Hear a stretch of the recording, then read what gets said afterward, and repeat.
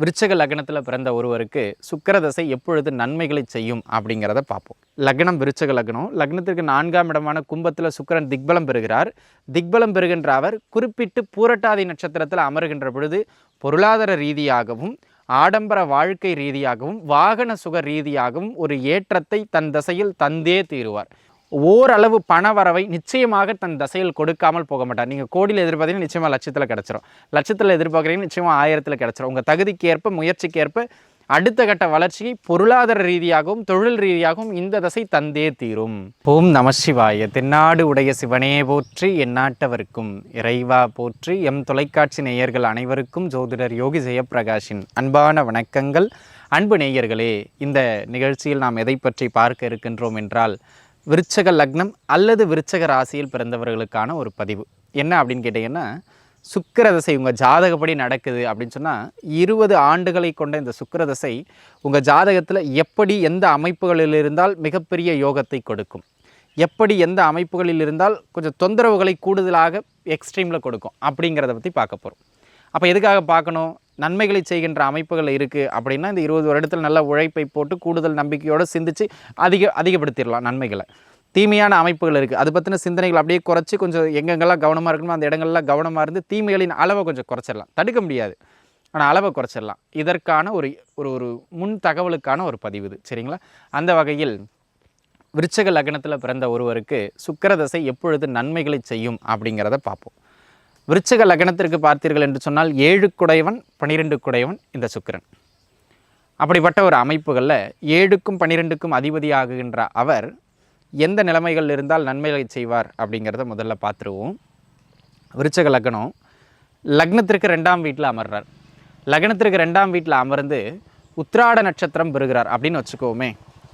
7ஆம் அதிபதி 2இல் அமர்ந்து 10ஆம் அதிபதியின் நட்சத்திரத்தை பெறுகின்றார்.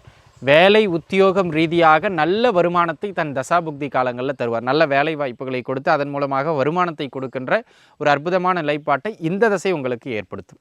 அது ஒரு சிறப்பான ஒரு அமைப்பு. அதனை அடுத்ததாக 4ஆம் வீடு சுக்கிரன் விருச்சக லக்னத்திற்கு 4ஆம் வீடான கும்பத்தில் திக்பலம் பெறுகின்ற நிலையில் திக்பலம் பெற்று அந்த இடத்துல குறிப்பிட்டு அதில் பூரட்டாதி நட்சத்திரத்தில் அவர் அமருகின்ற பொழுது, அதாவது லக்னம் விருச்சக லக்னம், லக்னத்திற்கு 4ஆம் இடமான கும்பத்தில் சுக்கிரன் திக்பலம் பெறுகிறார். திக்பலம் பெறுகின்ற அவர் குறிப்பிட்டு பூரட்டாதி நட்சத்திரத்தில் அமருகின்ற பொழுது பொருளாதார ரீதியாகவும் ஆடம்பர வாழ்க்கை ரீதியாகவும் வாகன சுக ரீதியாகவும் ஒரு ஏற்றத்தை தன் தசையில் தந்தே தீருவார். அது ஒரு மிகப்பெரிய வளர்ச்சியாகவும் அமையும் அப்படிங்கிறதுல எந்த விதமான மாற்று கருத்தும் கிடையாது, சரிங்களா? இது ஒரு வகையில் சிறப்பு. அதனை அடுத்ததாக அப்படியே 5ஆம் வீடு உச்சம் பெறுகிற சுக்கிரன். இந்த லக்னத்திற்கு 7 குடையவன் 5ஆம் வீட்டில் உச்சம் பெறுவது மிகப்பெரிய சிறப்பு. குறிப்பாக மன வாழ்க்கைக்கு இது சிறப்பு. எப்போ சிறப்புங்க? அந்த வீட்டில் அமருகின்ற சுக்கிரன் பூரட்டாதி 4ஆம் பாத நட்சத்திரக்கால் பெறுகின்ற பொழுது இந்த தசை அடுத்த கட்ட வளர்ச்சியை பொருளாதார ரீதியாகவும், இந்த சினிமாவில் இருக்கிறவங்களுக்குலாம் பார்த்தீங்க அப்படின்னு சொன்னால், சினிமான்னு இல்லை, பொதுவாகவே எந்த துறையிலும் பிரபல்யமாகணும், பாப்புலாரிட்டி ஆகணும், செலிபிரிட்டி ஆகணும்னு நினைக்கிறவங்க 7 குடையவன் உச்சம் பெற்று 5ஆம் இடத்தையோ 7 குடையவன் உச்சம் பெற்று 11ஆம் இடத்தையோ தொடர்பு கொள்வது சிறப்பு. அந்த அமைப்புகளில் இப்படி இருக்கின்ற பொழுது நல்ல பிரபல்யத்துவத்தையும் பூர்வீக சொத்துக்கள் ரீதியான யோகத்தையும் இந்த தசை தந்தே தீரும். அதில் இது ஒரு மிகப்பெரிய ஒரு யோக நிலைப்பாடு. அதனை அடுத்ததாக நீங்கள் அங்கிருந்து அப்படியே லக்னத்திற்கு, அதாவது விருச்சக லக்னத்திற்கு 10ஆம் இடத்துக்கு வந்துடும். 10ஆம் இடத்திற்கு வருகின்ற பொழுது அது ஒரு மிக யோக நிலை. அங்கே பூர நட்சத்திரத்தை பெறுகின்ற பொழுது உத்தியோக நிமித்தமாக, குறிப்பாக வெளியூர் உத்தியோக நிமித்தமாக, வெளிநாடு உத்தியோக நிமித்தமாக மிக சிறப்பான ஏற்றங்களை அந்த தசை தன் வாழ்நாளில் தந்தே தீரும். அதனை அடுத்ததாக அங்கிருந்து அப்படியே கன்னி வீடு நீசம்தான் பெறுகிறார், இருந்தாலும் பரவாயில்லை. நீசம் பெற்றாலும் அவர் அங்கு உத்திர நட்சத்திரத்திலோ அஸ்த நட்சத்திரத்திலோ சித்திரை நட்சத்திரத்திலோ, குறிப்பாக அஸ்த நட்சத்திரத்திலும் உத்திர நட்சத்திரத்திலும் அமருகின்ற பொழுது ஓரளவு பண வரவை நிச்சயமாக தன் தசையில் கொடுக்காமல் போக மாட்டார். நீங்கள் கோடியில் எதிர்பார்த்தீங்கன்னா நிச்சயமாக லட்சத்தில் கிடச்சிரும். லட்சத்தில் எதிர்பார்க்குறீங்க நிச்சயமாக 1000ல் கிடச்சிரும். உங்கள் தகுதிக்கு ஏற்ப முயற்சிக்கு அடுத்த கட்ட வளர்ச்சியை பொருளாதார ரீதியாகவும் தொழில் ரீதியாகவும் இந்த தசை தந்தே தீரும். ஆக அன்பு நண்பர்களே, இப்போ நம்ம பார்த்த வீடுகள் அமர்ந்து நம்ம சொன்ன நட்சத்திரங்களில் சுக்கிரன் இருக்கார் அப்படின்னாலே உறுதியாக நன்மை உண்டு, அதில் மாற்று கருத்து இல்லை. அந்த தசை ஒரு யோகத்தை தரும். கூடுதலாக குருவின் தொடர்பு, வளர்வரை சந்திரனின் தொடர்பு, புதனின் தொடர்பு, இவற்றை பெறுகின்ற பொழுது, தொடர்புனா என்னங்க? சுக்கிரனோடு குரு சேரலாம் அல்லது சுக்கிரனை குரு பார்க்கலாம். அந்த சேருவது அல்லது பார்ப்பது, ஜாதகத்தை எடுத்து பார்த்தீங்கன்னா சுக்கிரன் குரு சேர்ந்திருக்கலாம், அல்லது சுக்கிரனை குரு பார்த்திருக்கலாம், அல்லது புதன் சுக்கிரனோடு சேர்ந்திருக்கலாம், அல்லது வளர்பிறை சந்திரனோடு சுக்கிரன் சேர்ந்திருக்கலாம், அல்லது வளர்பிறை சந்திரன் சுக்கிரனை பார்த்திருக்கலாம். இந்த அமைப்புகளில் வருகின்ற பொழுது இந்த தசை இன்னும் சற்று கூடுதலான யோக பலன்களை உங்களுக்கு வழங்குகின்றது அப்படிங்கிறத நீங்கள் மனசில் வச்சுக்கிடுங்க.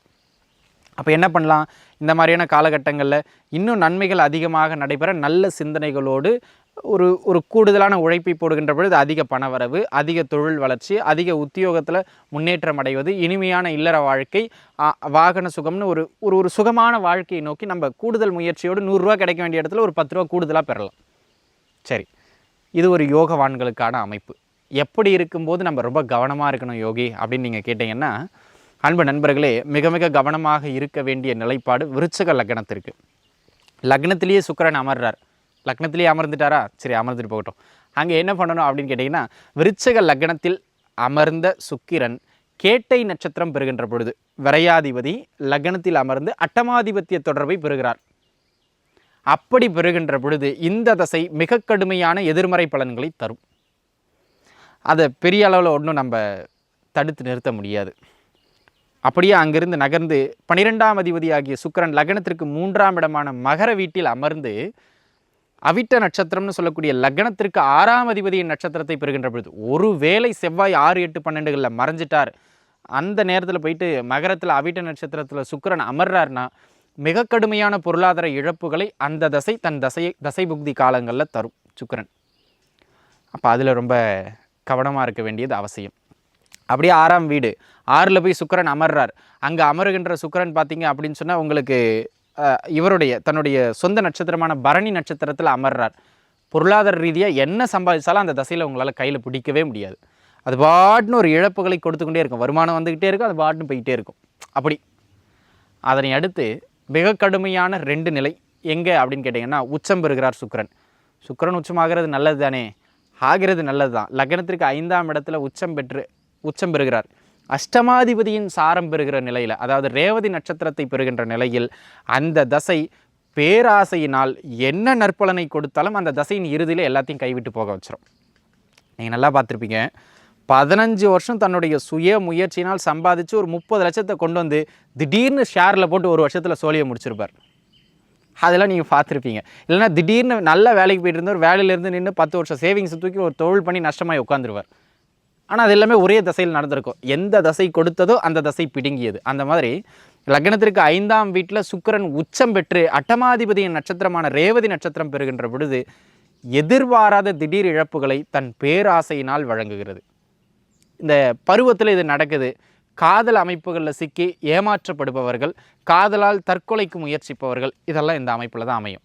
சரிங்களா? சரி, அதனை அடுத்ததாக அப்படியே 8ஆம் வீட்டுக்கு ஜம்ப் ஆகுங்க. மிதுன வீடு. மிதுன வீட்டில் போயிட்டு இவர் அமர்றார். அங்கே அமருகின்ற சுக்கிரன் மிருகசீரிட நட்சத்திரத்தை பெறுகிறார் அப்படின்னு வச்சுக்குவோம். அதுவும் பொருளாதார ரீதியாக தொந்தரவுகளை செய்யும். மிதுன வீட்டில் மிருகசீரிட நட்சத்திரத்தில். ஆக இப்போ சொன்ன இடங்களில் அமருகின்ற பொழுது தான், வேறு சில இடங்கள்லையும் தீமை உண்டு, ஆனால் இந்த 3-4 இடம் தான் மிக கடுமையான தீமைகளை கொடுக்கும். இப்போ அமர்ந்துட்டார் இந்த வீடுகளில் தீமை, சொன்ன நட்சத்திரங்கள் அமர்ந்துட்டார், இன்னொரு 30% தீமை அதிகம். இப்போ இங்கிருந்து சூரியனின் நினைவை பெறுகிறார், அல்லது ராகுவோடு சேருகிறார், அல்லது சனியோடு சேருகிறார், சனியின் தொடர்பை பெறுறார், ராகுவின் தொடர்பை பெறுறார், கேதுவின் தொடர்பை பெறுறார். பேயாட்டம் ஆடுவார் தன் தசையில். எந்த சுக்கிரதசை லக்ஸூரியஸான தசை, எந்த சுக்கிரதசை வந்தால் காரில் போவ ஏசி காற்றுல இருப்புன்னு சொன்னோமோ அந்த சுக்கிரதசையில் தான் வெயிலில் குப்பை பொறுக்க விட்டுருவார். அது நிலையை பொறுத்துக்கிடணும். சுக்கிரதசை வந்தாலே யோகம் அப்படிங்கிறத நம்ம விதைச்சிட்டு போயிட்டாங்க. அது அப்படி கிடையாது. அந்தந்த லக்னத்திற்கும் இருக்கும் இடத்தை பொறுத்தும் மாற்றமடையும். அந்த அமைப்புகளில் இந்த இடங்கள்லாம் இருக்குன்னா ரொம்ப கவனமாக இருக்கணும் நண்பர்களே. அப்போ என்ன பண்ணக்கூடாது, தொழிலில் போய் முதலீடு போடக்கூடாது. படிக்கிற பசங்களாக இருந்ததுன்னா பெற்றவங்க கொஞ்சம் கவனத்தை செலுத்தணும். இல்லைனா பையன் நீங்கள் படிங்கன்னு சொல்லிகிட்டு இருப்பீங்க, பையன் ஆண்ட்ராய்டு மொபைலை வச்சுக்கிட்டு கேம் ஆடிக்கிட்டு மென்டல் ஆயிரும். அப்படி இல்லையா, ஏதாவது பொண்ணு பின்னாடி சுற்றிக்கிட்டு முடிக்க வேண்டிய நேரத்தில் படிப்பை முடிக்காமல் தன் வாழ்நாளை தொலைச்சிருவார். இந்த மாதிரியான சில சேட்டைகளை அது ஏற்படுத்தி விட்டு போயிடும். நல்ல முன்னேற்றம் அடைந்த நபர் ஆசையின் காரணமாக ஏற்கனவே சொன்ன மாதிரி முதலீடை போட்டு லாக் ஆயிரும். அப்படி ஆக பொருளாதார ரீதியாக அகலக்கால் வைக்கக்கூடாது. தனிப்பட்ட ஒழுக்கங்களில் கவனமாக இருந்துக்கணும். குழந்தைகள் மீது பெற்றோர்கள் கண் பார்வையை வச்சுக்கிட்டே இருக்கிறது நல்லது. இப்படி மன ரீதியாக கட்டுப்பாடோடு வரும்போது 100 ரூபா நஷ்டத்தை 70 ரூபா நஷ்டமாக குறைச்சிக்க முடியும். இன்னும் கூடுதலாக ஒரு தெய்வ பலம். சுக்கிரன் வந்து பெண் தெய்வத்தை குறிப்பவர், அதுவும் சாந்த தெய்வத்தை குறிப்பவர். ஆக இந்த காமாட்சி, மீனாட்சி, விசாலாட்சி, லக்ஷ்மி தாயா, என்ன எல்லா வீடியோக்கு ஒரே தெய்வம் சொல்கிறீங்க, சுக்கிரனுக்கு ஒரே தெய்வம் தான், சரிங்களா? ஆக சாந்தமாக இருக்கக்கூடிய எந்த பெண் தெய்வத்தையும் நீங்கள் வெள்ளிக்கிழமைகளில் வழிபாடு செய்வது இன்னொரு 10% குறைக்கும். ஆக 100 ரூபா நஷ்டத்தை ஒரு 60 ரூபா நஷ்டமாக குறைக்கலாமே தவிர 0 பண்ண முடியாது. ஏன்? ஜாதகம் அதை நம்ம வெல்ல முடியாது. அதனால் அன்பு நண்பர்களே, இப்படி இருக்குன்னா கொஞ்சம் கவனமாக இருந்துக்கிறது நல்லது. இப்போ பார்த்தீங்கன்னா எப்படி இருந்தால் சிறப்பு, எப்படி இருந்தால் ரொம்ப கவனமாக இருக்கணும் அப்படிங்கிற 2 நிலைப்பாட்டையும் பார்த்துருக்கோம். உங்கள் ஜாதகத்தில் எப்படி இருக்குங்கிறத பார்த்து அதற்கு ஏற்றார் போல் நீங்கள் இந்த தசை நடக்கும்போது நடந்து கொள்வது நிச்சயமாக உங்களுக்கு ஒரு வழிகாட்டுதலாகவும் உதவியாகவும் அமையும் அப்படின்னு நான் நம்புகிறேன்.